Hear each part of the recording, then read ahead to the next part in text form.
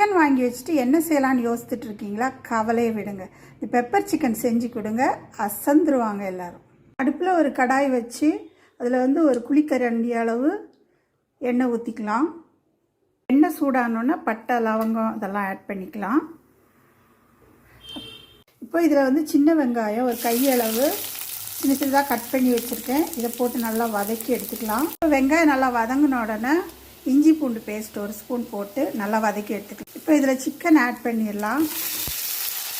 1/2 kilo சிக்கனுக்கு நான் ஒரு 1/2 ஸ்பூன் கல்லுப்பு ஆட் பண்ணியிருக்கிறேன். கொஞ்சம் கருவேப்பிலையை ஆட் பண்ணி நல்லா மிக்ஸ் பண்ணி எடுத்துக்கலாம். இப்போ கொஞ்சம் வதங்கின உடனே நான் ஒரு ஸ்பூன் தயிர் ஆட் பண்ணுறேன். தயிர் ஆட் பண்ணால் நல்லா சாஃப்டாக சிக்கன் வெந்து வரும். அதுக்கு தான் அடுப்பில் ஒரு கடாயை வச்சு அதில் 1 ஸ்பூன் ஆயில் ஊற்றிக்கலாம்.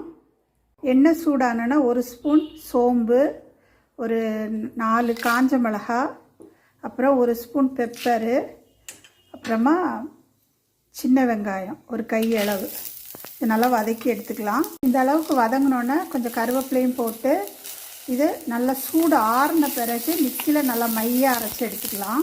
இப்போ நம்ம இதில் நம்ம அரைச்சி வச்ச மசாலாவை ஆட் பண்ணிடலாம். இதில் இந்த மிக்சி ஜார் கழுவுன தண்ணி ஆட் பண்ணி நல்லா மிக்ஸ் பண்ணி மூடி வச்சு வேக விடலாம். சிக்கன் ரெடி ஆயிடுச்சு. இப்போ மல்லி தூவி ஸ்டவ் ஆஃப் பண்ணிட வேண்டியதான்.